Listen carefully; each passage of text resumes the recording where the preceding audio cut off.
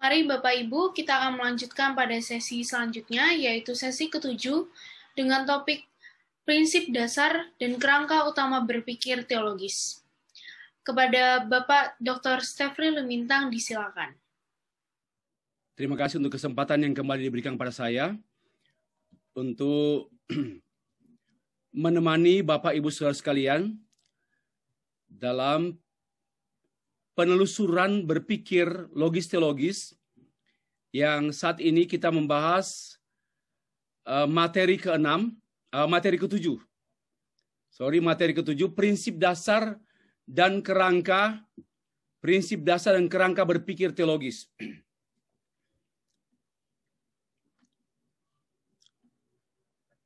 Kita awali juga dengan membaca Yohanes 6 ayat 66 sampai 67. Yohanes 6 ayat 66 sampai 67. Demikianlah firman Tuhan. Teks ini Bapak Ibu, setelah Tuhan Yesus mengajarkan mengenai roti hidup, itu tema khotbah Tuhan Yesus, dan murid-murid menerima pengajaran tersebut berkata bahwa perkataan ini keras. Dan mulai saat itu banyak murid-murid mengundurkan diri dan tidak lagi mengikuti dia. Itu dari ayat 66 sampai 69. Nah, murid-murid yang mengundurkan diri tanya, "Loh Pak Sefri, berarti orang yang sudah ikut Tuhan bisa mundur ya?"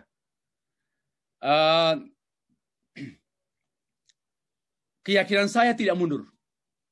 Yang mundur itu mereka yang tidak dimuridkan oleh Tuhan, tetapi yang memuridkan diri sendiri. Mereka yang menekankan menjadi anggota gereja, tapi tidak menjadi murid Tuhan. Banyak yang seperti itu. Menjadi warga gereja yang baik dan bahkan aktif, tapi tidak pernah mengalami proses pemuridan dan tidak pernah menjadi murid Tuhan dan tidak mau belajar.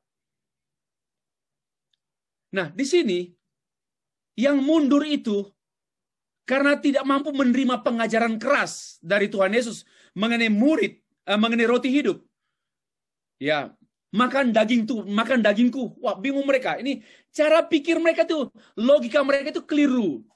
Yaitu logika ciptaan, bukan logika pencipta, bukan logika Allah, tapi logika manusia ciptaan. Semestinya manusia memiliki logika manusia yang berasal dari pencipta. Sebagaimana berpikir hukum kontradiksi. Harus bebas dari hukum kontradiksi. Itu hukum logika Allah yang sudah diberikan pada manusia. Ya. Dan murid-murid yang mengundurkan diri ini dalam ayat 65 tidak diberikan bapa kepada anak.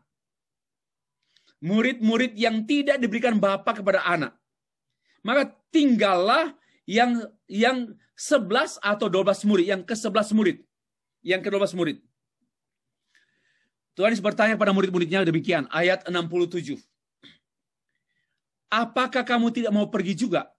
Karena ayat yang ke-66, murid-murid sejak saat itu, sejak Tuhan Yesus berkhotbah keras, tegas, sebenarnya bukan keras, tegas dan tidak bisa diterima oleh akal mereka yang sempit, oleh hukum logika manusia. Karena memang tidak bisa, kita hanya bisa menerima teologi ini dengan hukum berpikir spiritual understanding. Dengan all wisdom, yaitu Christ is absolute wisdom. Hanya dengan menerima Kristus, kita dapat menerima logika Allah, pemikiran Allah. Dan di antaranya, pada waktu Tuhan Yesus mengajarkan tentang roti hidup yang turun dari surga. Ya. Dan roti itu sekali kita makan, kita tidak akan lapar lagi. Dan roti itu adalah tubuh Yesus Kristus. Mereka tidak bisa mikir, bagaimana saya makan tubuh Yesus? Cara pikir materialistik yang yang menguasai mereka untuk pada saat mereka menerima spiritual understanding. Yang Tuhan bicarakan adalah spiritual understanding, tetapi yang mereka terima adalah material understanding. Mereka menerima dengan pengertian material. Maka mereka mencoba mematerikan pengajaran Tuhan Yesus. Lalu Tuhan tanya, apakah kamu tidak mau pergi juga? Tuhan bertanya kepada murid-murid yang memang diberikan Bapa kepada Tuhan Yesus. Jawab Simon Petrus kepadanya, Tuhan, kepada siapakah kami akan pergi?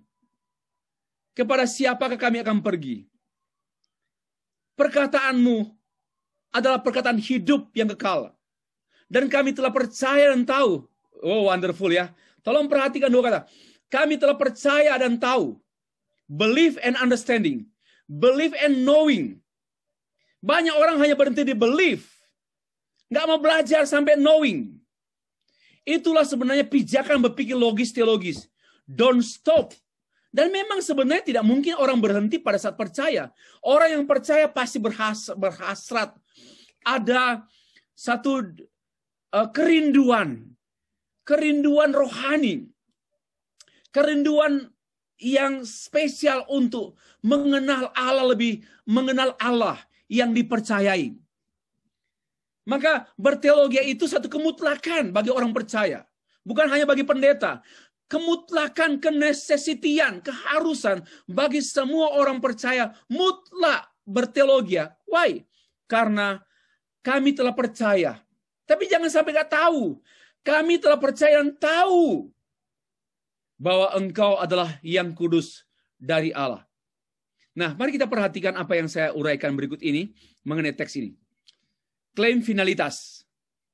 Bahwa Petrus memiliki klaim finalitas. Dalam berteologi, Bapak Ibu harus mempunyai klaim finalitas. Itu satu kemutlakan. Bapak Ibu kalau tidak berteologi, kalau tidak memiliki klaim finalitas, Bapak Ibu rapuh dan pasti impossible. Seorang yang percaya dan tahu bahwa Yesus adalah yang kudus dari Allah, itu satu pernyataan yang strong statement. Dan itu keluar daripada belief and knowing. Terhadap apa? Terhadap finalitas kebenaran. Dalam berteologi, kalau kita berteologi hanya general, ya minta maaf. Bapak Ibu tidak mempunyai power dalam pelayanan. Karena hanya general. Tapi kalau Bapak Ibu memiliki hal yang spesial, yaitu finality. Ya, mengenai kefinalitasan kebenaran. Bahwa kebenaran itu final. Dan itu nampak pada pernyataan Petrus. Tuhan, kepada siapa kami akan pergi? Apa artinya? Nggak ada yang lain Tuhan. Only you. Tidak ada pribadi Tuhan yang lain. Lalu Tuhan kami mau pergi kepada siapa lagi? Only you. Begitu juga dengan kalimat, perkataanmu adalah perkataan yang hidup. Perkataan hidup yang kekal. Apa? Kekal itu mutlak and final. Apa artinya? Satu, pribadi Yesus dan pikiran Yesus. Nah, di sini ada dua hal. Pribadi Yesus dan pikiran Tuhan Yesus. Satu, pribadi Yesus. Kepada siapa kami akan pergi? Hanya Engkau Tuhan, pribadimu. We follow you. We are the follower. Kami pengikutmu. Ya, ini bicara soal kami percaya berarti kami mengikuti. Nah, ini juga yang saya pikir sedang hilang. Itu saya sudah tulis dalam buku saya, Teologi Injil Palsu dalam Gereja. Yaitu, satu hal yang esensial dari orang Kristen yang berkenaan juga dengan seorang murid Tuhan, yaitu pengikut Kristus. Kata ini sedang hilang. Karena itu saya senang kalau Pastor Fedlin meneruskan satu panggilan Tuhan untuk menulis discipleship bagi gereja-gereja di Malaysia. Tentu tidak hanya bagi gereja SIB, tapi bagi semua orang Kristen di Malaysia. Marilah menjadi orang Kristen yang tidak terpenjara hanya sejauh gedung gereja, hanya sejauh denominasi gereja. Tentu kita tunduk pada aturan gereja denominasional. Tapi ruang kiprah kita, ruang gerak kita, pengaruh firman yang kita sampaikan tidak hanya sejauh organisasi gereja. Jangan batasi pekerjaan Tuhan yang memakai saudara hanya pada tembok-tembok gereja denominasional. Apalagi gereja lokal. Itu tidak cara pikir Tuhan. Itu bukan cara pikir Tuhan. Tapi cara pikir majelis gereja yang tidak mengerti Alkitab. Bukan itu cara kerja. Lapangan kerja kita tidak hanya sejauh seluas gedung gereja. Dan karena kita digaji oleh majelis gereja di tempat itu, dan mereka mengatakan, Bapak Pendeta tidak boleh kemana-mana, harus tinggal dalam gereja 24 jam. Bagi saya ini pikiran kerdil seorang majelis gereja. Kita juga jangan memanfaatkan untuk keluar-keluar itu untuk mencari nafkah. Tidak. Dengan motif kita keluar ini bukan juga, sekarang juga kan tidak boleh keluar. Tapi pikiran kita keluar mendunia. Maka itu saya katakan, Pastor Fredlin, please tulis disertasi tentang pemuritan, ya. Dan itu tidak hanya untuk SIB, tapi untuk seluruh gereja Kristen di Malaysia, bahkan seluruh gereja Kristen di dunia. Mari menjadi hamba Tuhan universal. Mari menjadi hamba Tuhan yang am. Nah, di sini kita perhatikan ya, kata finalitas. Kepada siapa lagi Tuhan? Hanya Engkau. Only you. Ada lagu Only You. Hanya Engkau. There is no others. Tidak ada jalan lain. Tidak ada pribadi lain. Tidak ada Allah lain. Ini sebenarnya sama dengan tidak ada Allah lain. Hanya Engkau yang kudus Tuhan. Guru, hanya Engkau yang kudus. Hanya Engkau yang dari Allah. Yang lain yang dari tadi saja. Hanya Engkau yang dari Allah. Tapi yang lain dari tadi. Ini finalitas. Ini berbicara mengenai finalitas. Tuhan, kepada siapa kami mau pergi? Kami akan pergi. Tidak ada lagi jalan Tuhan. Only you the way, the truth, and the life. Ya. Hanya Engkau jalan, kebenaran, dan kehidupan. Tidak ada yang lain. Ini bicara mengenai pribadi Yesus. Tetapi kemudian, perhatikan, perkataanmu adalah perkataan hidup yang kekal. Ini bicara apa? Logika Yesus. Ini bicara mengenai pemikiran Tuhan Yesus. Yang memang tiada bandingnya. Perkataanmu itu, logikamu logis gitu loh. Ya, we follow you because your thought and your logic thinking pantas. Yang lain semua nggak pantas. Berhala-berhala tidak pantas. Ya, keyakinan-keyakinan yang lain tidak pantas. Nggak sesuai. Inilah yang sesuai. Perkataanmu adalah perkataan yang hidup yang kekal. Final. Absolute. Ya, ini ajaib sekali mengerti teks ini. Ya, kalau saya satu kesukaan. Karena Tuhan membukakan seperti ini. Saya sudah baca teks ini berkali-kali. Saya sudah pernah khotbahkan di Tanginabur nih teks ini. Di SIB Tanginabur, Sabah, Malaysia. Saya sudah khotbahkan. Tapi belum sampai begini. Tapi dengan berpikir begini, saya pikir Pastor Dason pernah dengar saya khotbah ini. Dan Dr. Michael juga. Di Tanginabur. Lalu saya baru juga tadi pagi. Oh inilah. Kepada siapa? Siapa itu bisa bicara soal pribadi. Lalu yang kedua, perkataanmu adalah perkataan hidup yang kekal. Apa artinya? Absolute. Kalau sudah absolut ya sama dengan final. Mari sebagai hamba Tuhan, kita memiliki kebenaran-kebenaran yang final. Yang absolut. Sampai kita berbicara mutlak. Jangan, ya kalau saudara tak percaya, terserahlah. Bagi saya bukan begitu. Bagi saya bukan seperti itu. Tetapi absolut. Please. Agak mendorong, bukan memaksa ya, bukan memaksa. Dalam khotbah, dalam pemberitaan firman Tuhan tidak ada pemaksaan. Memaksa itu menghina Roh Kudus. Tetapi kita memberikan satu encouragement, satu undangan, please. If you believe in Christ Jesus, ya, And if you follow him, mengikuti dia, ya, ini satu hasrat kebenaran.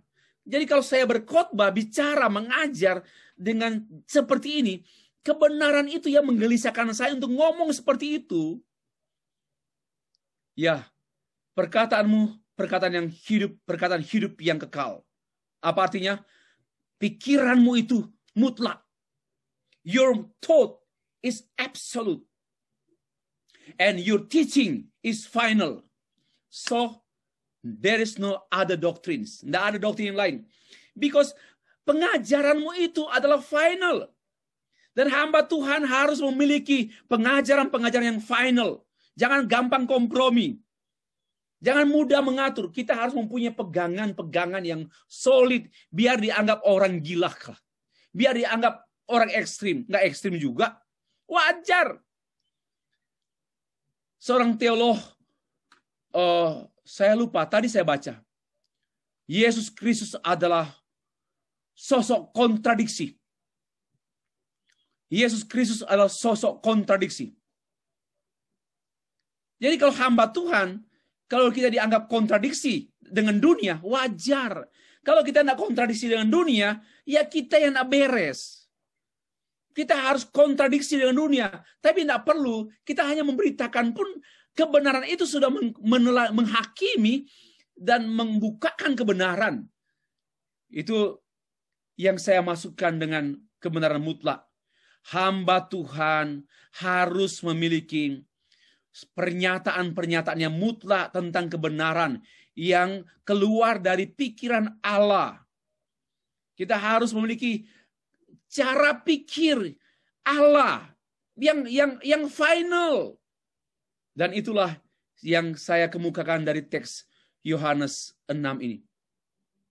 Nah, Simon Petrus sudah selesai dengan Tuhan Yesus. Final. Tidak ada lagi masalah dengan Tuhan. Tidak ada lagi masalah teologis. Sejak tahun saya mengajar di STIAA 1999. Sejak tahun 1999. Ya. Saya sudah selesai. Tidak punya masalah teologi lagi. Kalau Bapak Ibu masih punya masalah teologi, berarti saudara belum final. Sejak saya menjadi dosen dan memimpin Sekolah Tinggi Teologi Injili Abdi Allah Indonesia. Dan tepatnya pada tahun sebelumnya sudah, tetapi tahun 1999 saya menyelesaikan program MTH. Dan saya memutuskan I have no more question. If I am talking about Christ Jesus, I have no more question. Saya sudah tidak punya pertanyaan lagi tentang Tuhan Yesus. Apa artinya? Hanya berkata, amin. Yes, Lord. Inilah aku. Utuslah aku. No complain. No trouble. Why? Why, Lord? Mengapa? Why did you die on the cross? Mengapa?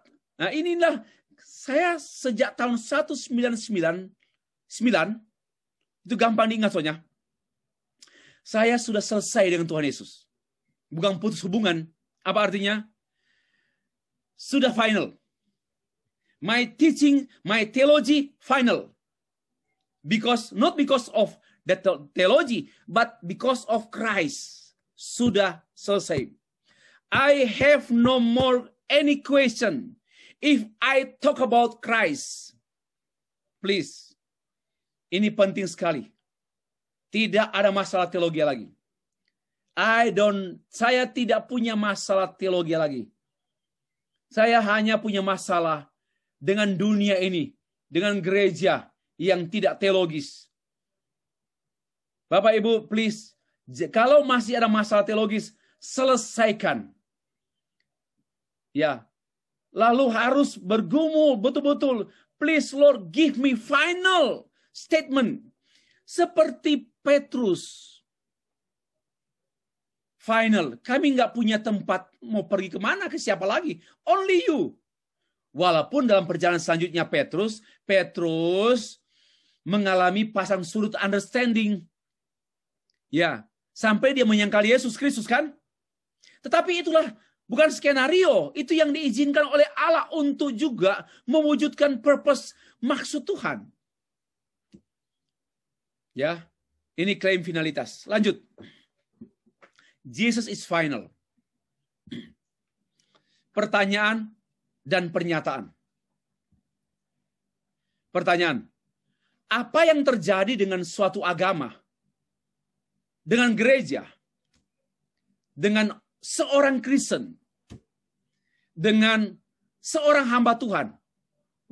Apa yang terjadi pada mereka jika tanpa finalitas? Perhatikan baik-baik. Apa yang terjadi dengan seorang hamba Tuhan jika dia tidak memiliki pegangan finalitas, keyakinan finalitas? Apa yang terjadi dengan satu gereja tanpa finalitas? Bukan gereja lagi, tetapi puing-puing kehancuran pemikiran teologi. Apa yang terjadi dengan agama? Agama without finality. Tidak ada hal yang final dalam agama tersebut. Moga-moga, semoga, insya Allah, harapanlah, berharaplah, semoga-mogalah. Tidak ada yang final. Nah, hamba Tuhan pun kalau tidak ada yang final, penuh keraguan, penuh pertimbangan, dan membuang waktu lama, mempertimbangkan, karena belum ada yang final. Maka kita membuang energi dan membuang waktu. Apa yang terjadi? Yang terjadi adalah finalitas adalah pembuluh darah utama agama. Ya, dengar baik-baik. Ini saya analogi.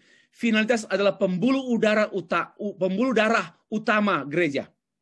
Pembuluh darah utama hamba Tuhan. Maka tanpa pegangan keyakinan yang final, maka agama mati.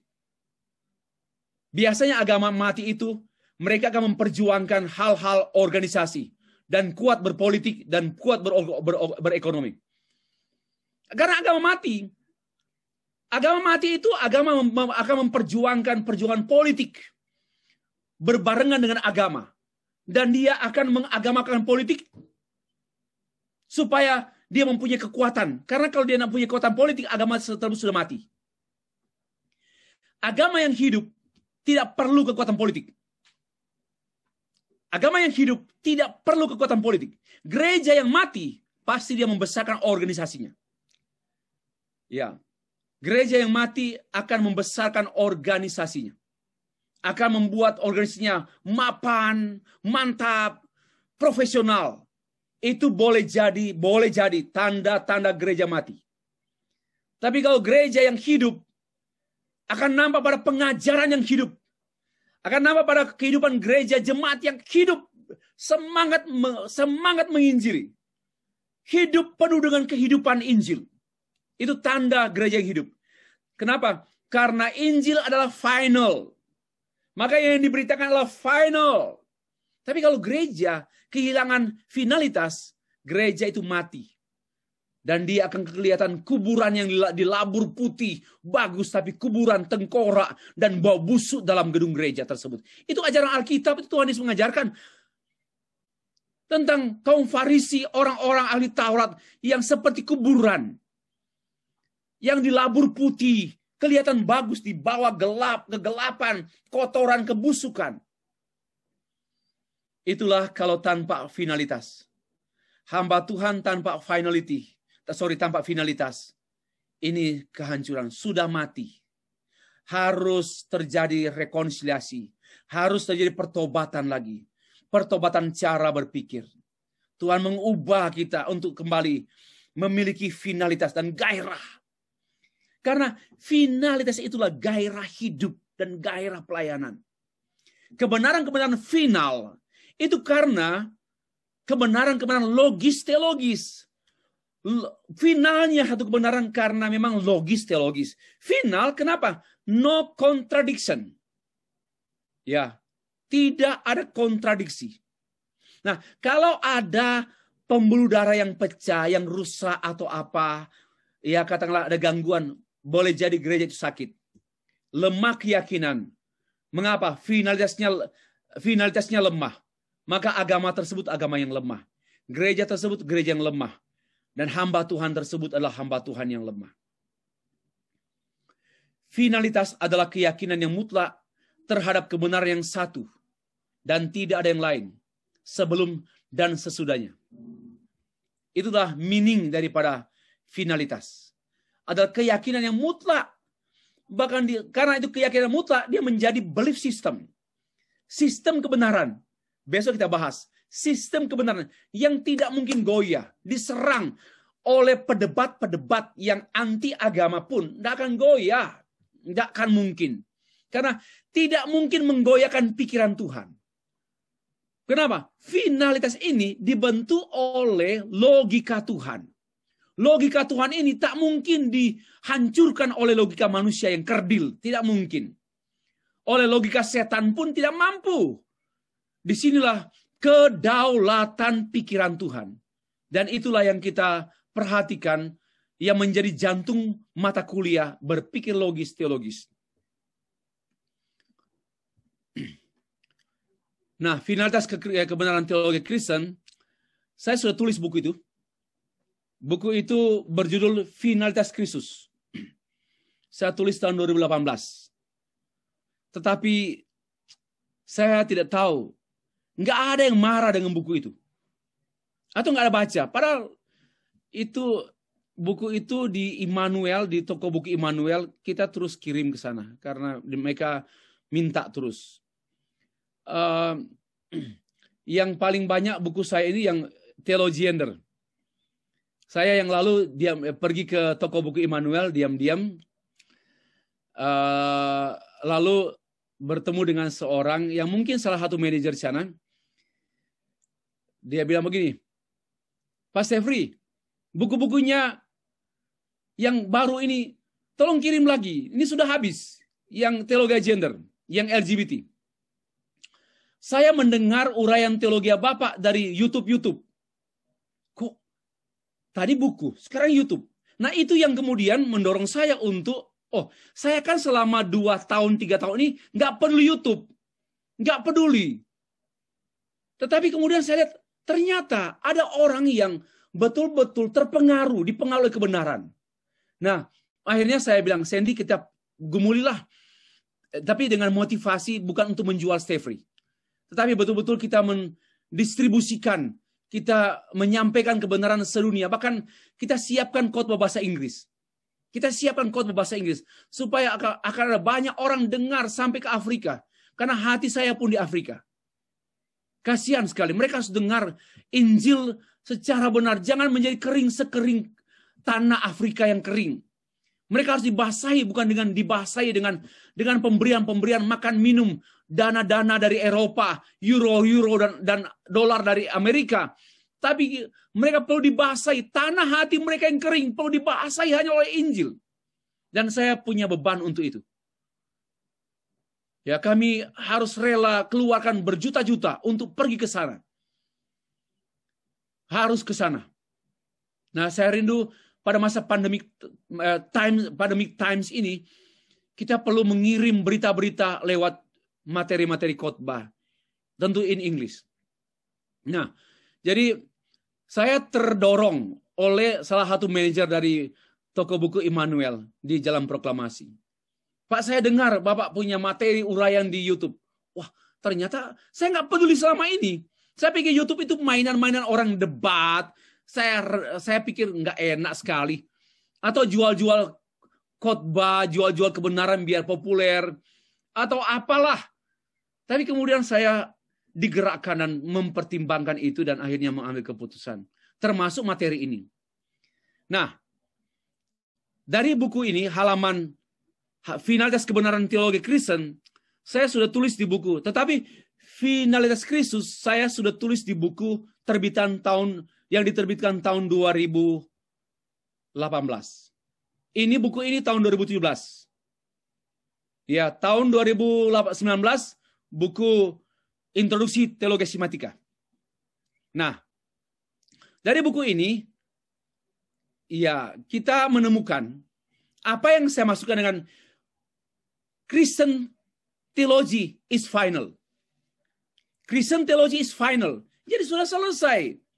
Nggak usah, saya bingung Pak, bagaimana mau jawab ya Pak? Hamba Tuhan nggak boleh bingung, harus final. Jadi Pak, harus sekolah MTH? Nggak harus sekolah MTH. Tetapi paling tidak kita mempunyai kerendahan hati untuk mulai belajar. Dan cari orang atau cari teman yang mau belajar sungguh-sungguh. Yang mau belajar sungguh-sungguh dan mau belajar sungguh-sungguh. Dan kalau toh juga ingin belajar ambil master, ambil program doktor, ya nggak apa-apa, bagus juga. Dan berdoa semasa studi MTH, semasa studi MPD, semasa studi doktoral, minta Tuhan bermurah hati sehingga semua pertanyaan teologi saya diselesaikan. Saya harap sebenarnya sejak STH keluar tidak ada lagi pertanyaan teologis, sudah selesai. Itulah hamba Tuhan yang final. Dengan kebenaran yang final. Ya, dengan pelayanan yang final. Tidak ada yang lain. Kepada siapa Tuhan kami mau pergi? Nggak ada yang lain.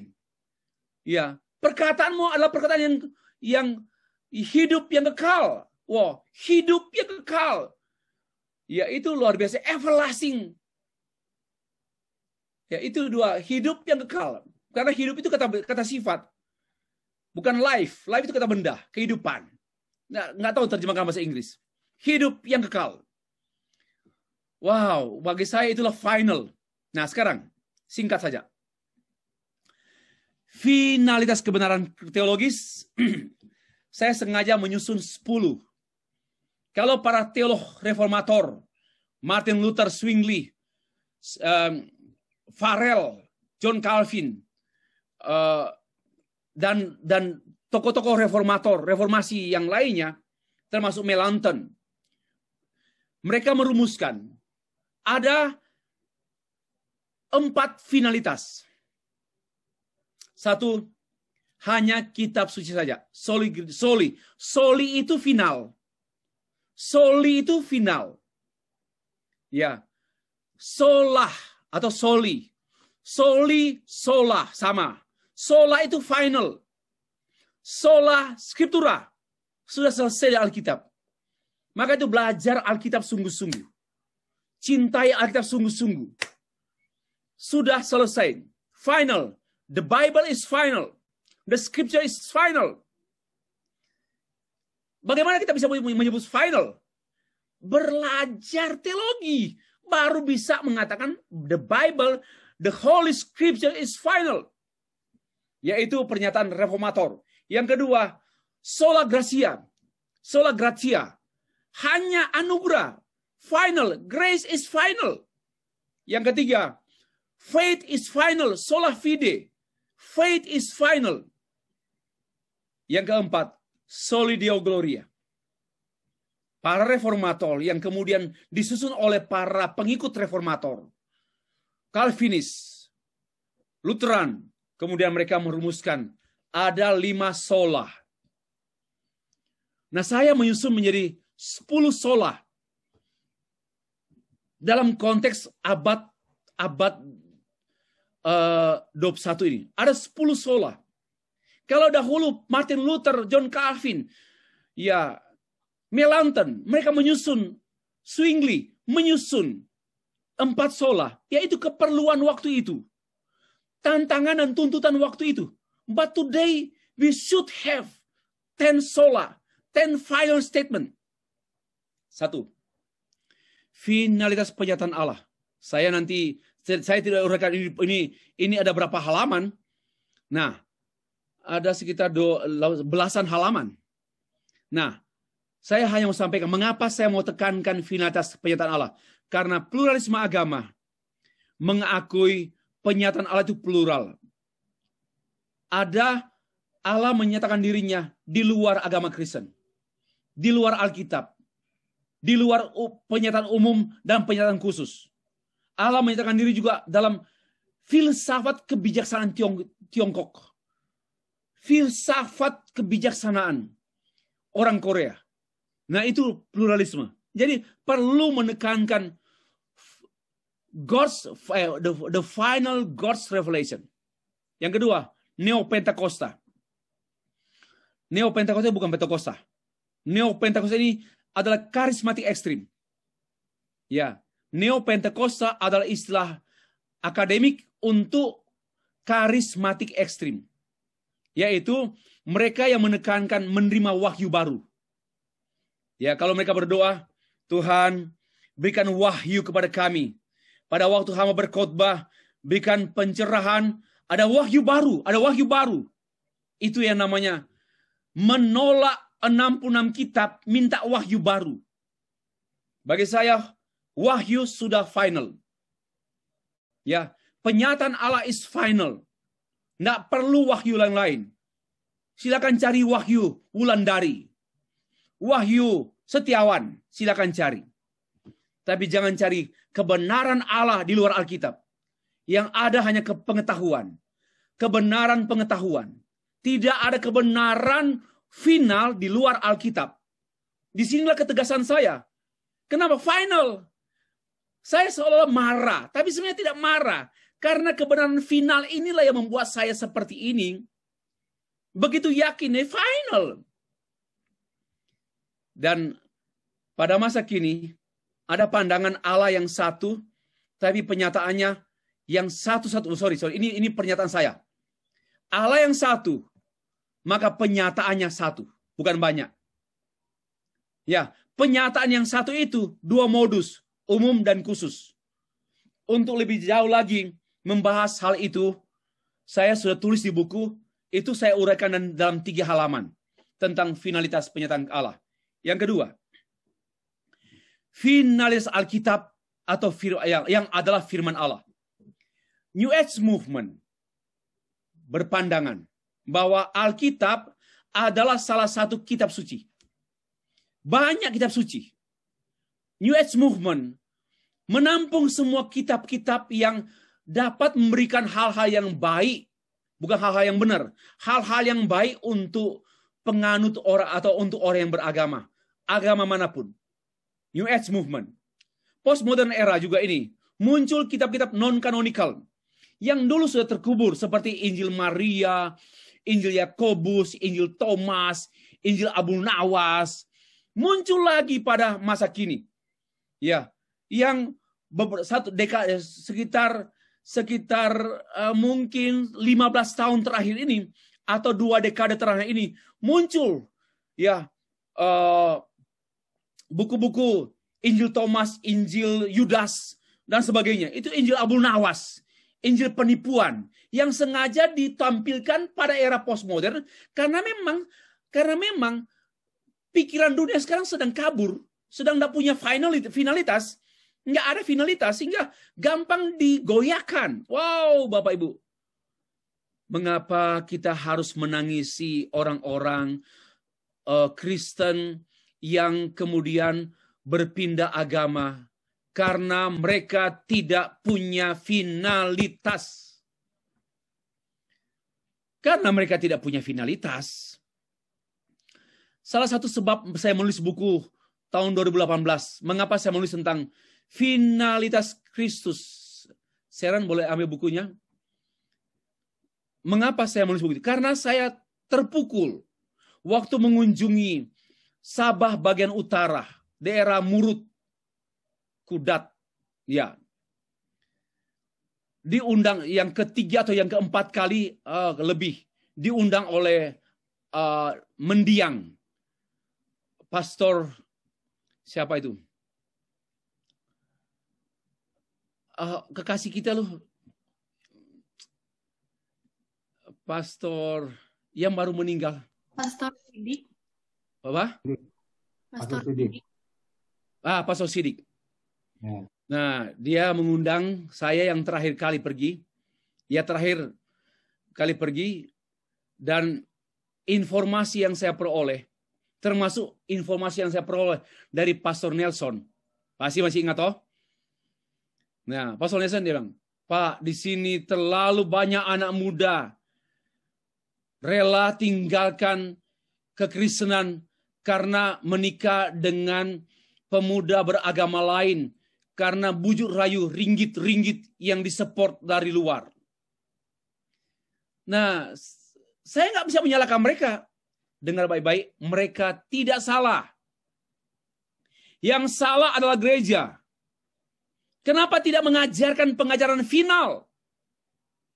Dan itulah yang membuat saya bergumul. Saya harus tulis. Sharon, ambil buku, Sharon. Saya harus tulis buku tentang finalitas Kristus. Finalitas Kristus. Itu yang membuat saya bergumul. Dan buku itu termasuk saya menulis dalam waktu yang cepat. Karena dorongan kesedihan ini. Kesedihan. Finalitas Kristus itu dorongan kesedihan. Ya, walaupun ini buku yang saya tulis.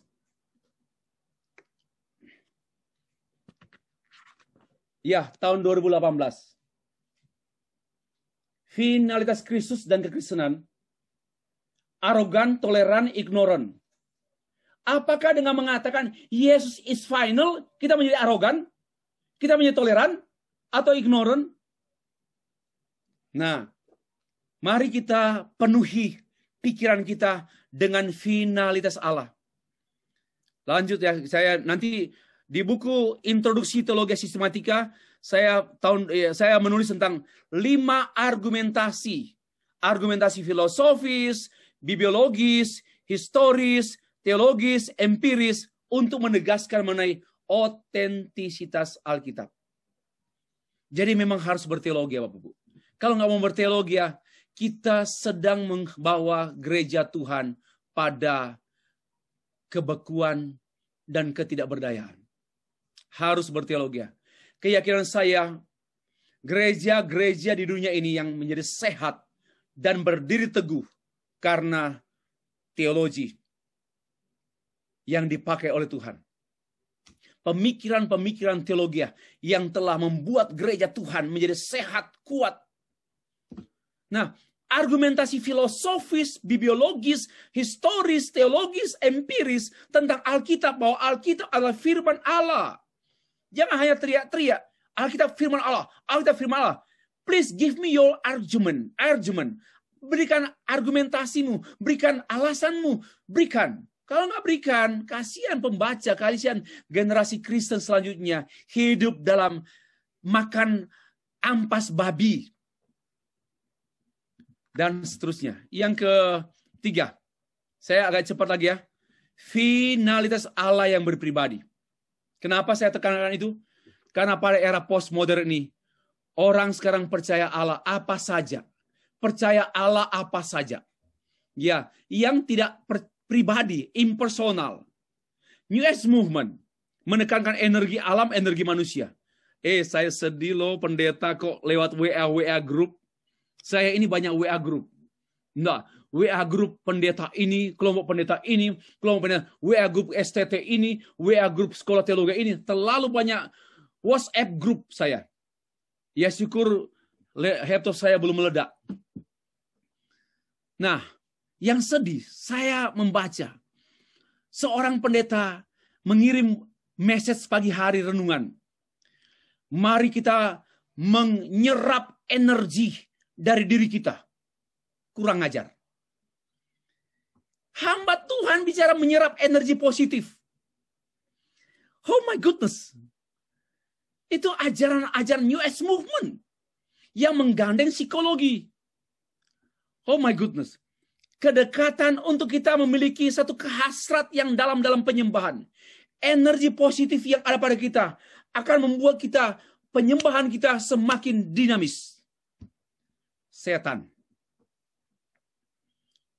Nah, itu yang namanya energi alam dan energi manusia adalah Allah. Dan saya menegaskan mengenai pribadi Allah Tritunggal di dalam buku saya itu. Yang keempat, finalitas manusia sebagai ciptaan. 2 ekstrim manusia. Ada 2 ekstrim. Manusia memberontak menjadi Allah. Atau sesama manusia memperlakukan, atau manusia memperlakukan sama manusia seperti benda dan binatang. Itu dua ekstrim. Itu keluar dari Kejadian 3 ayat 5. Kamu akan menjadi seperti Allah. Tahu yang baik, menjadi seperti Allah. Ini karena setan punya firman setan. Kamu akan menjadi seperti Allah. Dan ternyata tema ini menjadi tema setan sepanjang masa. Dari peristiwa Eden, dari Eden event, Eden drama, sampai besok. Tema setan ini merusak banyak pikiran orang. Dengan tema, kamu menjadi orang hebat, berhasil, mantap. Itu kalimat-kalimat yang sedang diadopsi oleh pendeta. Yang produknya produk psikologi. Padahal di dalam Alkitab tidak ada kalimat seperti itu untuk jemaat Tuhan. Yang ada jemaat yang baik dan tidak baik. Sekarang super. Bagaimana mungkin gereja berkhianat seperti itu? Kata-kata itu diadopsi oleh pendeta-pendeta yang tidak cinta teologi.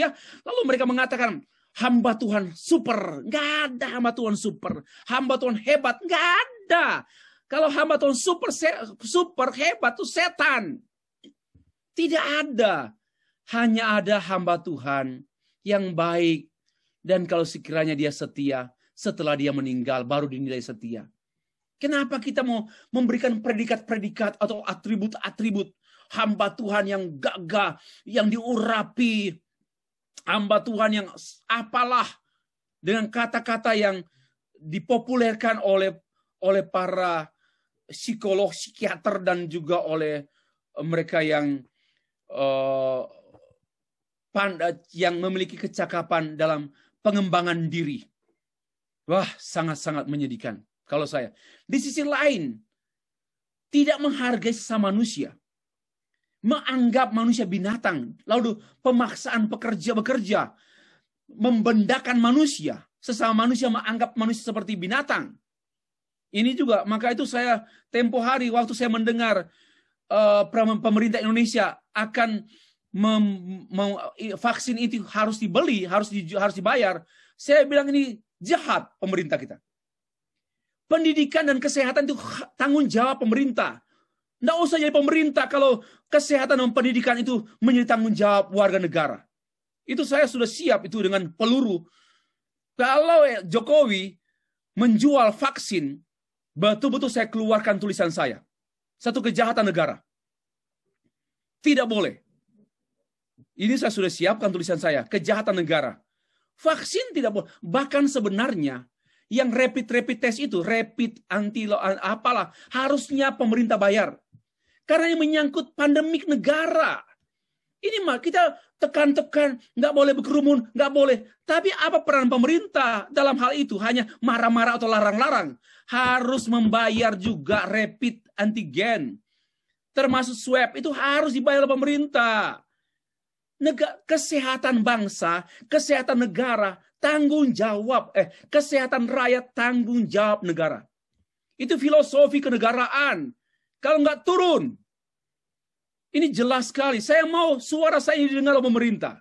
Supaya juga rapid tes antigen bukan digratiskan, dibiayai oleh negara. Harus begitu. Dan saya bersyukur hari ini saya mendengar berita polisi di salah satu mereka memberikan gratis rapid antigen memeriksa penduduk di satu desa, satu daerah. Bahkan untuk masuk kota manapun ada pemeriksaan rapid antigen gratis. Bagus. Itu namanya wajar. Nah, mengapa saya bicara tegas? Karena finalitas. Kalau nggak punya finalitas, kita ragu-ragu bicara. Finalitas. Ini penting untuk kita simak. Oke ya, lanjut lagi. Saya pikir saya lewat kemudian finalitas Injil Yesus Kristus. Injil-Injil yang lain atau Yesus yang lain sudah ada sejak zaman Rasul-Rasul. Galatia 1 ayat 6, Paulus menegaskan tentang Injil lain. Dan sepanjang sejarah gereja, dunia ini tidak pernah alpa dari Injil lain. Ya, Injil lain itu Injil non-biblical dan Injil non-canonical. Non-canonical. Dan itulah yang sebabnya saya menulis buku tentang Injil palsu dalam gereja. Palsunya kenapa? Non-canonical dan non-biblical. Apa itu non-biblical? Khotbah sembraut. Khotbah seperti Mongol. Itu non-biblical. Nggak digali. Sedih sekali saya tuh. Pelawak kok mencari nafkah di gereja dengan cara begitu. Nggak boleh. Alasan pelayanan nggak berkenan. Saudara sedang merusak gereja dengan kebenaran dan kebetulanmu. Dan lucu-lucu. Kebetulanmu yang adalah lucu-lucu. Bertobatlah. Kalau mau menjadi pelayan, belajar. Rendahkan dirimu, belajar. Minimal 3 tahun di sekolah teologi. Itu pun belum cukup. Minimal 3 tahun, merendahkan diri lu. Mau ngajar belum belajar. Bagaimana otak apa itu? Mau mengajar jemaat Tuhan. Nggak mau belajar. Hanya ngutip-ngutip ayat. Atau minta pada pendeta lain. Itu dosa. Merusak gereja.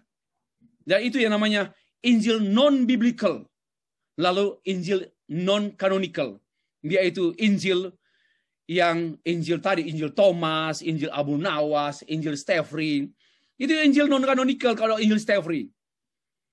Ya. Atau Injil siapakah hamba Tuhan yang dianggap disebut terkenal? Nggak ada yang terkenal. Gitu. Nggak ada yang terkenal. Memalukan kalau udah hamba Tuhan terkenal. Jangan jadi John Lennon ya. Saya lebih terkenal dari Tuhan Yesus. Mati. Hati-hati. Finalitas pengantara, mediator, Yesus Kristus satu-satunya. Tiap-tiap agama telah memiliki keselamatan masing-masing, Pak. Udahlah, kehadiran Allah pada agama-agama lain sudah ada. Untuk apa bicara Yesus satu-satunya?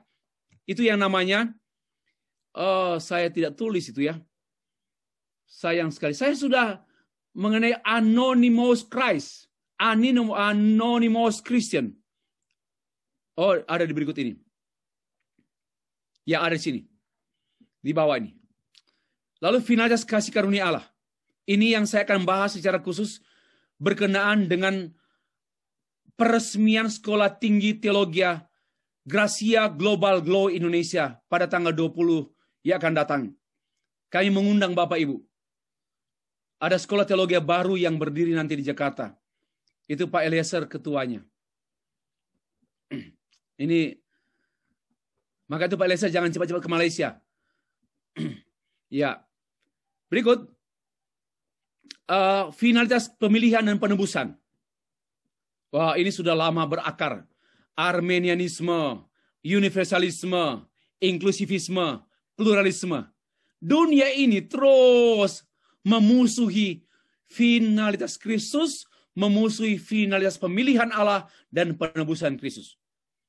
Mau bahas lebih jauh, silakan baca di buku saya. Saya pikir saya tidak mau urai lebih jauh. Hanya begini, menurut Arminian, penebusan itu universal, tidak untuk sekelompok orang, tapi semua orang ditawarkan penebusan. Maka tergantung orang tersebut mau enggak. Itu namanya Arminian. Kalau universalisme itu biasa dikompori oleh teolog liberal mengatakan kasih Allah itu luas, maka secara otomatis dunia ini diselamatkan. Bahkan Origenes pun berkata, setan-setan pun akan diselamatkan. Itu betul itu. Lihatlah di buku teologi abu-abu. Semua orang secara otomatis yang menjadi orang Kristen, tidak Kristen, toh juga semua selamat. Kenapa? Karena kasih Allah lebih luas dari gereja. Lalu inklusivisme. Ini kelompok pluralis Katolik. Tokohnya Karl Rahner. Dan sejumlah, ya termasuk Paul Tillich.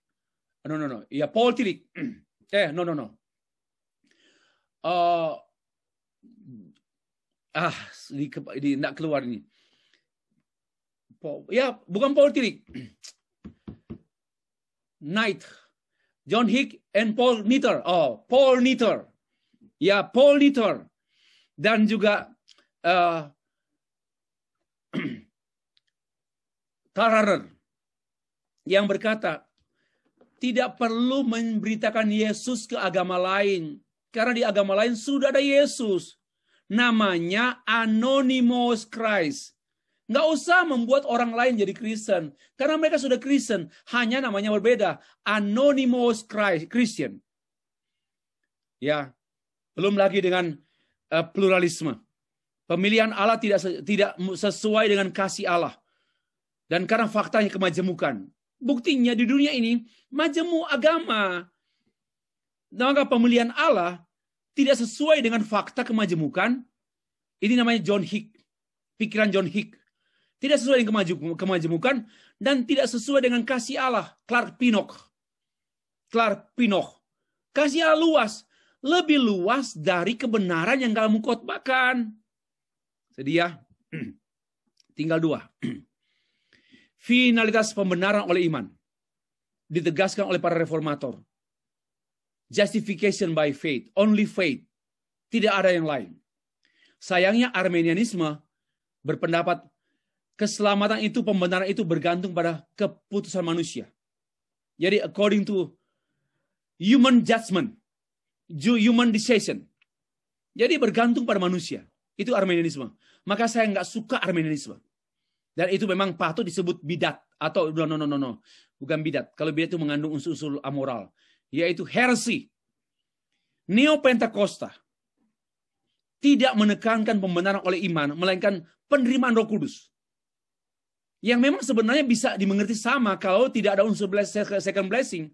Kalau penerimaan Roh Kudus itu adalah penerimaan Tuhan Yesus, bahwa terima Tuhan Yesus sama dengan saat yang sama terima Roh Kudus, bukan dalam pengertian second blessing, maka saya setuju. Tapi Neo-Pentakosta menekankan terima karunia, terima Roh Kudus, dan harus bahasa lidah. Kalau tidak, nggak sah dan belum selamat. Itu namanya second blessing.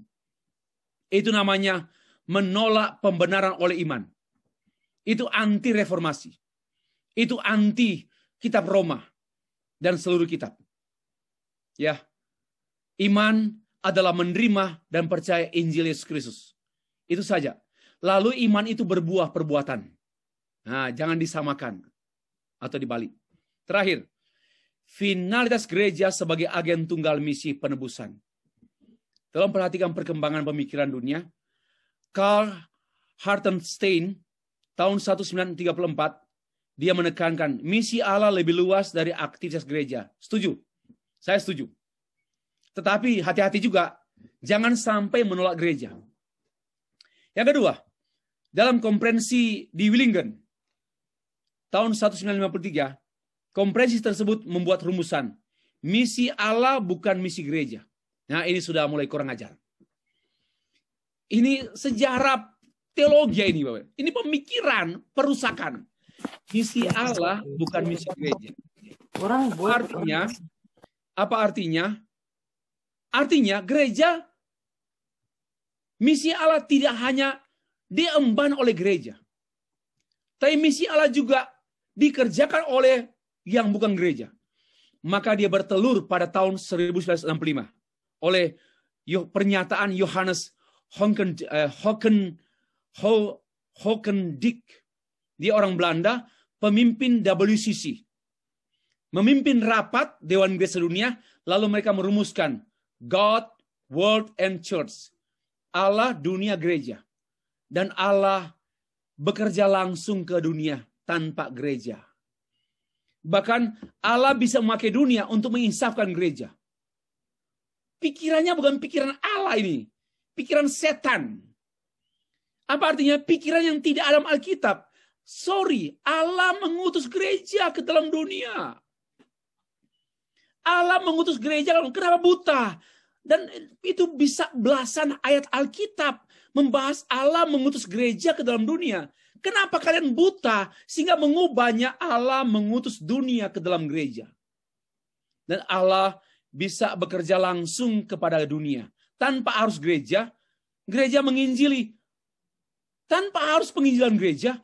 Dan Allah sudah hadir di dunia ini.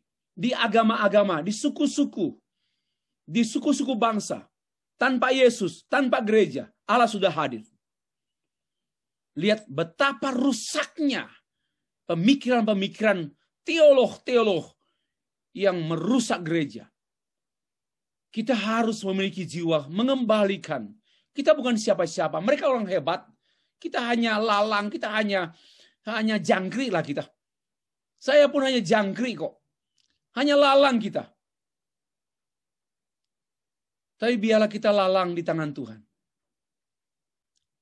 Nah, penegasan tidak ada gereja lain selain gereja Yesus Kristus, dan tidak ada gereja tanpa Kristus. Hanya yang ditebus, yang ditugaskan untuk memisi penebusan. Ini cara untuk membungkam ala dunia gereja, formulation. Yang hanya yang ditebus, yang ditugaskan untuk misi penebusan. Belum diselamatkan kok. Bagaimana mau diutus untuk misi penebusan? Akhirnya, saya mau tekankan bahwa 10 pilar ini adalah finalitas kebenaran teologis di atas yang diasari merupakan dan pilar-pilar penopang berdirinya satu bangunan pemikiran teologi Kristen yang teguh. Pemikiran teologi hamba Tuhan yang teguh. Mau teguh? Pegang erat-erat 9 sola ini. Ini 9 sola, 9 final, 9 finalitas. Untuk menjadi hamba Tuhan, gereja Tuhan yang teguh di tengah-tengah dunia yang carut marut, kacau balau. Seperti benang kusut. Yang benangnya makin bertambah kusut. Kita memerlukan pegangan 10 solas. 10 solas. 10 final statements. Inilah. Tidak mengakui salah satu. Ya, catatan. Pak, boleh nak hanya 9? Rusak. 1 ditolak. 9 rusak. Tidak mengakui salah satu dari 10 finalitas kebenaran teologis berarti menolak semua. Itu hukum. Ini namanya sistem. Tomorrow we will continue talk about it. Ini sistem. Sama juga menolak 4 sola. Salah satu menolak semua. 2. Karena memang sesungguhnya ke-10 finalitas ini, pilar-pilar ini terkait satu dengan yang lain sebagai satu kebenaran yang utuh. Tak bisa dipisah-pisahkan. Tidak bisa dipisah-pisahkan. Tidak bisa dipisah-pisahkan. Bapak Ibu, ini penutup. Tadi mengakhiri. Sifat dasar, nah ini saya mau rangkum ya. Tolong periksa. Teologi Bapak Ibu, itu teologi yang logis atau tidak? Logis teologis itu harus diperiksa dengan sifat dasar teologis. Saya ini susun sendiri. Tentu bukan hal yang baru. Tapi ada yang baru dari saya. Saya lagi mencari 2. Nggak ada waktu saja tadi. Ngajar tadi pagi. Harus melayani WA yang minta berita rapat kemarin. Wah, saya pikir saya terganggu betul. Saya masih memikirkan 2 hal lagi lah. Sifat dasar berpikir teologis. 2 hal lagi.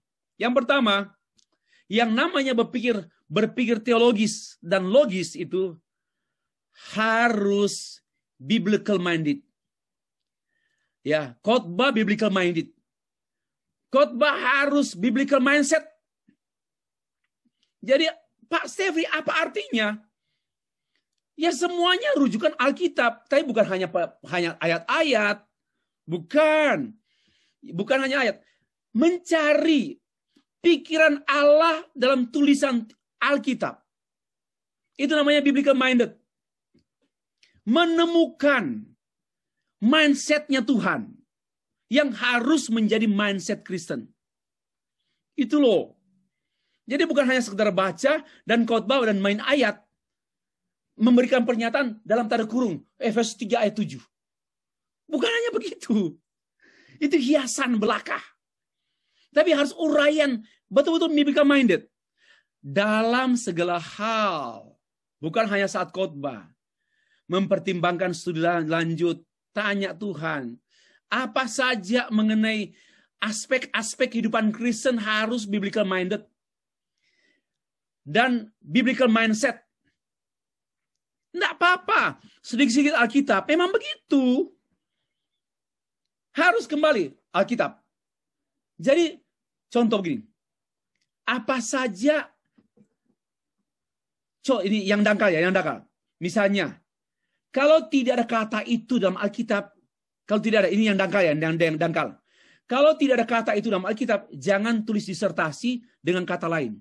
Misalnya ya, gotong royong menurut Efesus pasal 7 ayat 20. Walaupun Efesus hanya enggak pakai pasal 7. Lah, itu namanya tidak biblical minded. Biblical minded secara dangkal dimulai dari istilah-istilah Alkitab. Listen to me. Ya, one more time. Biblical minded secara dangkal. The first step, kita mulai dengan membiasakan dengan istilah-istilah Alkitab. Karena itu istilah-istilah yang tidak Alkitab, tolong disingkirkan.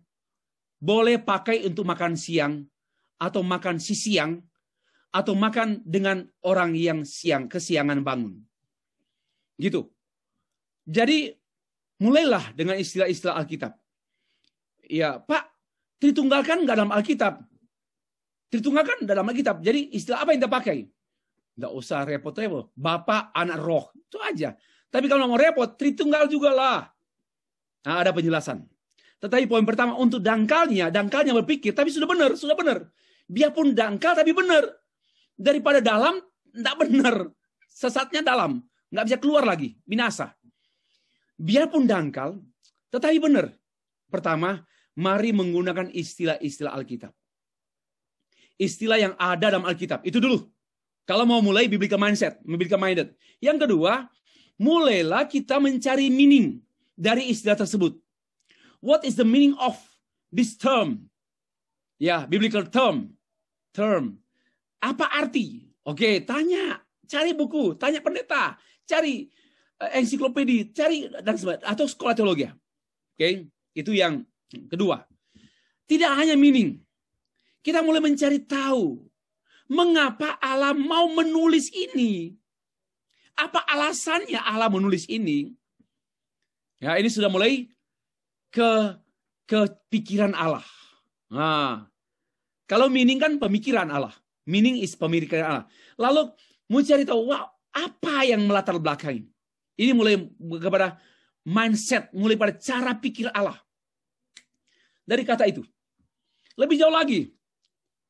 Sebenarnya, ini sesungguhnya, istilah ini, apa sih kerangka atau nalarnya Allah kok begini? Nah, itu sesungguhnya kalau Bapak Ibu benar-benar memberi perhatian kepada studi teologi itu kepada biblical, menjadi biblical mindset, biblical minded, semua harus seperti itu.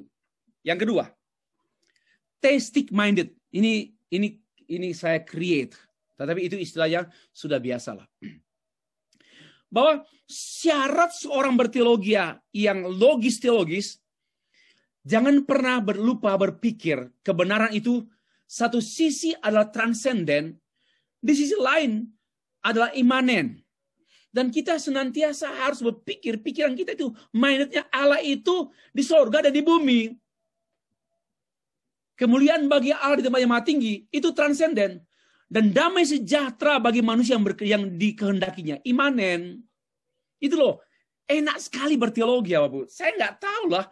Tapi saya memang betul-betul enak sekali. Mau ngajar sampai besok siang pun. Asal suara saya bisa bertahan pun. Saya enjoy sekali. Sakit saya sembuh kok. Isi saya tahu. Saya kan berapa waktu tadi agak sakit. Kalau sudah sore-sore sudah mulai tidak enak lagi. Tetapi sore sudah 3 hari, 4 hari, sore hari. Saya tidak ada keluhan lagi karena memang mungkin saya agak stres kalau tidak mengajar, agak stres kalau di rumah terus. Saya memang stres tinggal di rumah itu. Saya pikir ya saya sejak tahun 2004 hampir tiap minggu ke kota-kota. Coba dari tahun 2004 sampai 2020. Ya, 2004 sampai tahun 2020. Pasti saya ke kota-kota manapun. Itu hampir setiap minggu. Paling lama tidak adalah seminggu di kampus. Karena rektor di I3 kan harus seminggu di kampus. Tapi kemudian next week lagi, pasti keliling. Sampai Februari yang lalu pulang dari Korea, langsung masuk penjara. Tapi keluar penjara langsung ke Surabaya juga dengan driving sendiri kendaraan sana. Hanya Surabaya sini. Tapi Tuhan kasih pekerjaan untuk membangun menjadi tukang bas, tukang di Manado lah. Lalu mendirikan sekolah teologi atau gedung, bukan mendirikan sekolah, mendirikan gedung. Yang dirikan banyak tim, tapi yang dirikan bersama dengan Pak Heri. Nah, sekarang saya mikir, apalagi yang sejak Desember yang lalu saya mikir, Tuhan, saya ini pengangguran. Memang masih ngajar, saya mengajar terus ada itu gini ya. Saya mengajar setiap semester itu kurangnya 10 mata kuliah. Itu kurang itu. Untuk masa pandemik ini. Tapi kalau masa pandemik 20 mata kuliah. Aneh kan? Dan jangan bilang ada sudah khotbah, mereka sudah tahu bahwa saya aneh. Karena benar seorang dosen hanya bisa 12 SKS. Ya, oke. Saya semester ini akan mengajar sekitar lebih dari 10 mata kuliah. Lebih. Nah, tapi sekarang saya agak di rumah terus. Ya, makan, olahraga, tulis buku, apa semua. Jenuh juga. Nah, dengan mengajar begini agak hidup. Pagi hari ngajar, agak hidup. Ada energi. Tapi bukan energi batin, gaya New Age Movement. Enggak. Kayak mari kita memiliki mindset. Mindsetnya teistik. Bahwa memang kita punya teologi yang transenden, yang unlimited, tetapi itu juga teologi yang imanen, teologi yang membumi, teologi yang memanado, teologi yang memalaysia, teologi yang berakar dan merumput, teologi yang ambil rumput. Apa artinya? Sampai mencapai hati manusia yang berumput. Itulah transenden imanen. Kalau kita berpikir teologi seperti ini, wow, kita enjoy sekali. Selesai teologi kita. I have no more problem. No more question. Tapi kalau nggak memiliki sifat dasar berpikir teologi seperti ini, you are facing a lot of emerging question. Akan menghadapi pertanyaan-pertanyaan yang muncul dengan banyak dan kita confused. Akhirnya jadi confused. 3. Theocentric mind. Theocentric mind.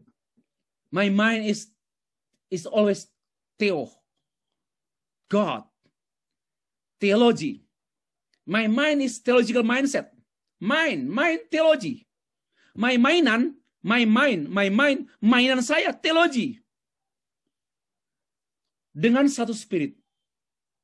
Allah itu tak dapat dikontrol. Allah itu tak dapat dikendalikan.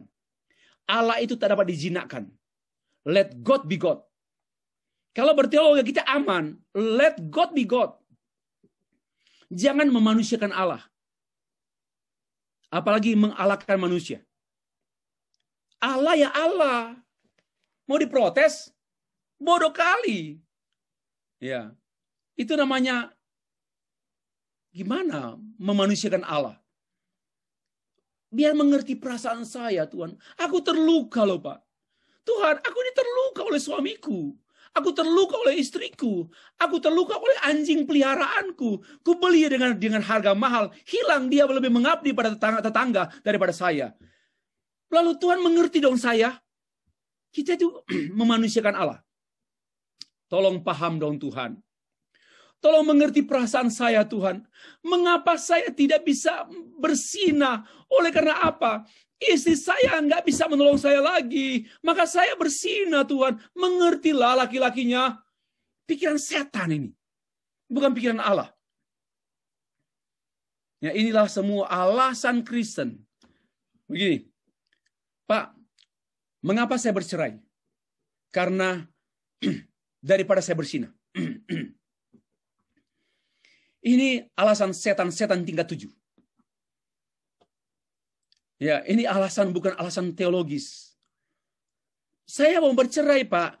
Daripada saya dengan istri saya dia sudah lumpuh. Ya, saya cari perempuan lain dan saya ceraikan dia, saya resmi menikah dengan perempuan lain dan kami tidak berdosa. Daripada saya bersinah. Ini pikiran setan Abul Nawas, Nyai Roro Kidul tingkat 7. Kesel dengan orang Kristen seperti ini. Udah bodoh lagi. Ya, karena tidak teologis. Theocentric. kita hanya mengatakan, Lord, I have no reason.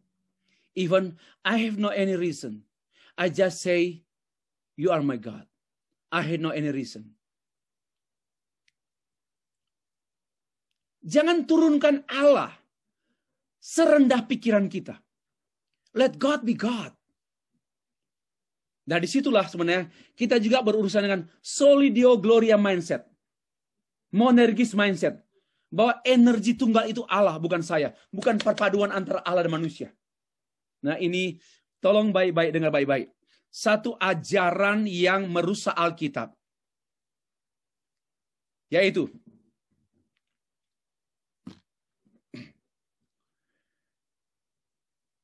Tuhan membuka pintu-pintu bisnis. Itulah bagian Allah.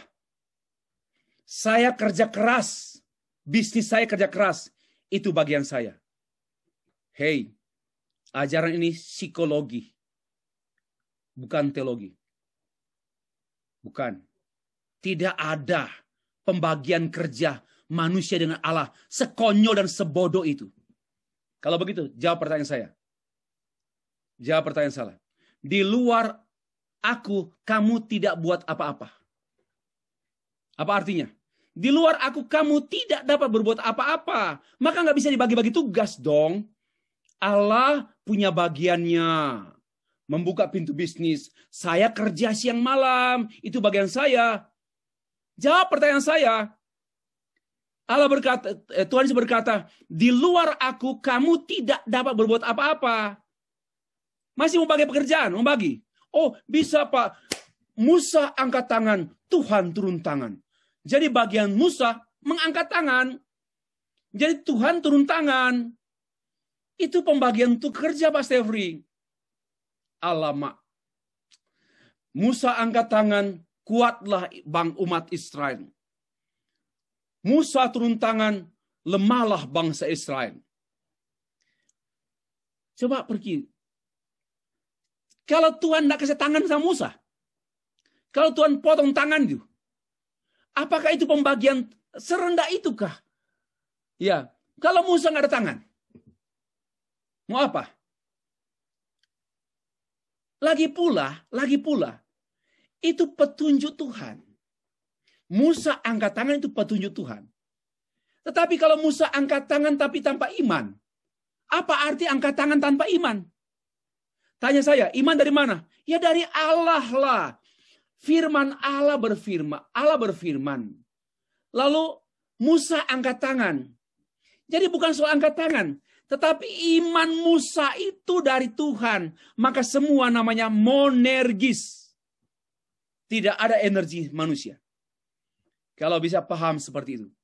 Tolong hamba Tuhan yang khotbah-khotbah pembagian kerja dengan tahu Tuhan itu bagi saya anti Alkitab. Dia tidak bisa menjawab banyak teks Alkitab. Itu tidak biblical mindset, tidak biblical minded. Yang ketiga, Christocentrik. The Bible, Christ is the center of the Bible and even Christ is the center of the world. Kristus itu adalah pusat kitab suci. Jadi jantungnya kitab suci adalah Christ atau sama dengan Injil. The center of the gospel, the center of the Holy Scripture is the Bible, or is the Christ, is the gospel. And also, the center of this world, pusat dunia ini adalah Injil. Karena itu Injillah dunia ini. Saya tanya jujur, mari pikir baik-baik. Siapa pusat dunia ini? Ya, Donald Trump, Biden, ya, ISIS. Siapa pusat dunia? Amerika? Goyah. Siapa namanya pusat artinya kekal selama-lamanya, center, bergantung pada dia. Siapa? Injil Yesus Kristus. Pusat sejarah dunia. Dunia ini akan binasa, tapi yang tidak binasa yang percaya pada Injil. Dunia ini pasti binasa. Pasti binasa. Tetapi the gospel of Jesus Christ is the center of this world.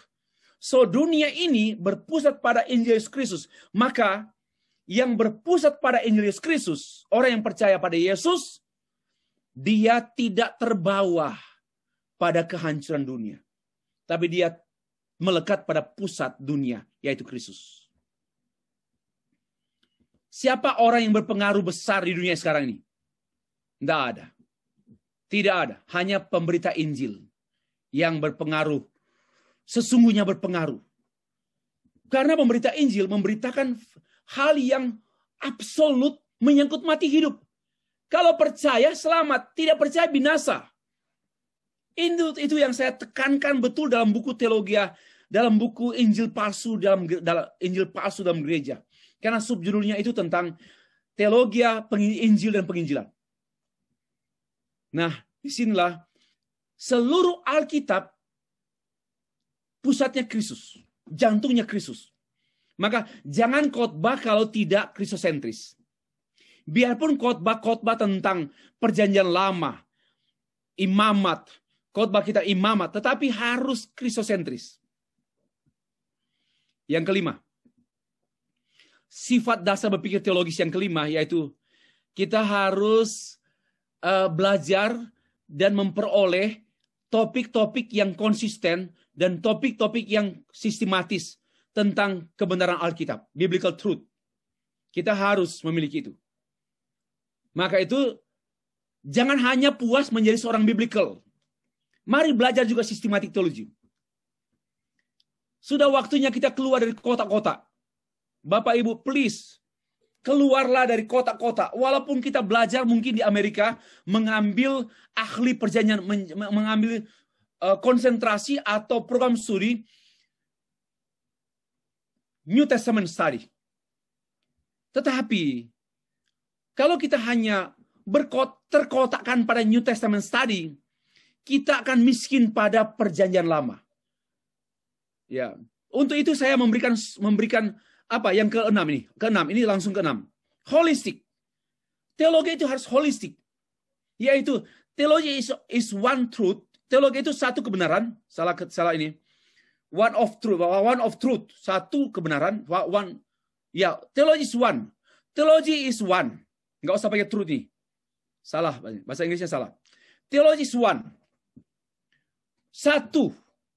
Dan itu harus menjadi biblical, sistematik, historical, philosophical, and practical. Teologi itu kalau hanya sistematik, pincang juga. Teologi itu kalau historical saja, pincang juga. Teologi itu kalau hanya biblical, pincang juga. Teologi itu harus holistik. Sehingga dia menjadi integratif seperti ini. Oh, saya lupa lewatkan ini. Integratif ini. Alkitab itu integratif. Jangan hanya hobi Yohanes lah. Yang di atas yang nomor 1. Jangan hanya hobi Matius. Harus melihat keutuhan Alkitab. Dan itu pun nampak pada poin 6. Alkitab itu holistik. Jadi karena Alkitab itu integratif, maka Alkitab itu adalah holistik. Maka sekarang saya mengundang Bapak Ibu yang pernah ambil S1 lebih ke biblical, ambillah MTH sistematik. Kaya sekali. Kalau ambil MTH sistematik, coba ambillah doktor misiologi. Biarpun melawan ketentuan pemerintah yang selinier. Saya anti kalimat itu. Mohon maaf. Dengar baik-baik. Sebenarnya teologi itu sudah selinier. Mau Christian education, pastoral, counseling. Itu selinier semua. Jangan dibodohi oleh pikiran yang nggak ngerti teologi ya. Apalagi itu adalah sisa warisan picik teologi barat yang membagi-bagi teologi dalam bidang-bidang. Boleh untuk studi. Tapi untuk berteologi harus one.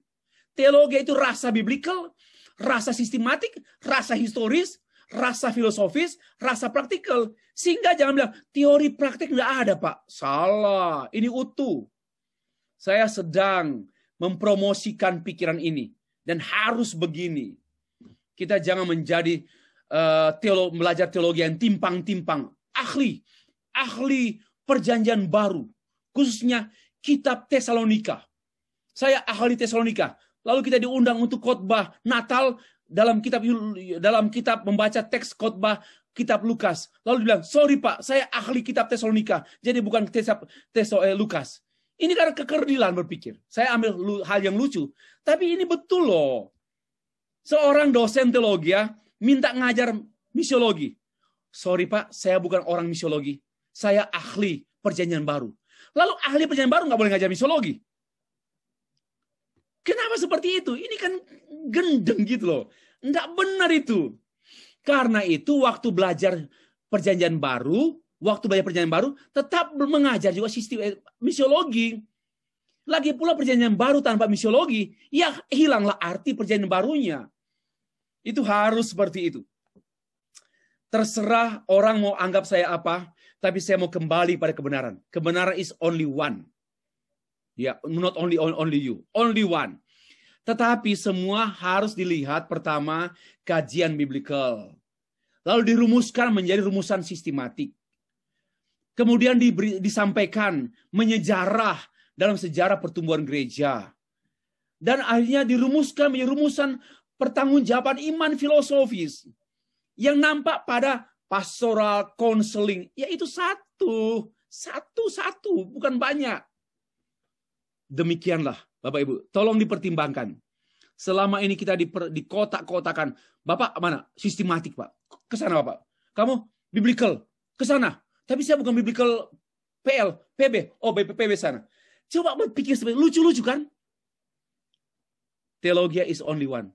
Memang ini, pikiran saya ini distimulasi oleh disertasi saya, TSD saya mengenai filsafat teologi. Disertasi saya tentang one, teologi tentang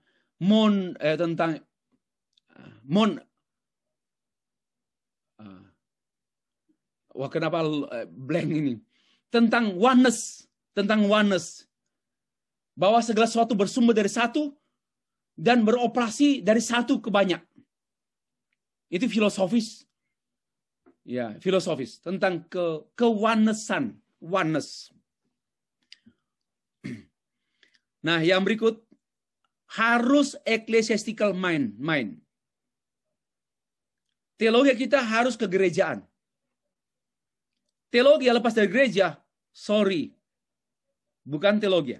Dengar baik-baik. Teologi itu harus kegerejaan, harus bersifat ecclesiastical. Karena teologi itu untuk gereja bagi dunia. Bukan bagi dunia, bukan untuk gereja untuk dunia, untuk gereja bagi dunia. Jadi teologi itu dirumuskan dari dalam gereja untuk gereja supaya gereja berbuah, supaya gereja bergerak. Ya. Jadi harus kegerejaan. Ini tantangan besar bagi dosen-dosen teologi ya. Jangan sampai kita menghabiskan banyak waktu ke sekolah teologi, lalu putus hubungannya dengan gereja. Lalu pikiran kita hilang jiwa gerejawi. Tidak boleh. Karena teologi itu salah satu sifatnya itu harus kegerejaan. Ya, kami mengundang Bapak Ibu yang belum punya gereja, mari bergabung dengan Worldwide Mission of Christ Community atau Church. Ini bukan promosi, undangan. Last point. Missional mind. Nah, ini juga seorang teolog harus memiliki pikiran misiologis. Harus memiliki pikiran misi. Senantiasa berpikir mengenai misi Allah, yaitu misi penebusan. Tentu juga misi ini misi holistik. Tidak hanya setelah misi penebusan, baru misi transformasi masyarakat umum. Misi ke dunia hukum, ke dunia politik, ekonomi, dunia militer, dunia pendidikan, dan sebagainya. Tetapi jangan dibalik. Harus misi penebusan dulu. Mari kita berteologia dengan 8 karakteristik seperti ini. Sama juga. Hilangnya salah satu dari 8 sifat dasar berpikir teologis di atas ini, maka tidak patut disebut teologi. Hilangnya ini tidak patut disebut teologi. Nah, demikianlah pemaparan saya. Kiranya ini menambah pokok-pokok pemikiran yang membuat kita makin enak minum kopi sambil berpikir pokok-pokok pikiran seperti ini. Atau makin dinamis hidup kita karena kebenaran-kebenaran itu semakin membuat kita terpojok. Dan sementara kita akan angkat tangan dan berkata final. I have no more question. Because I have already found all answer. Dealing with all question, especially theological question. Demikianlah materi saya.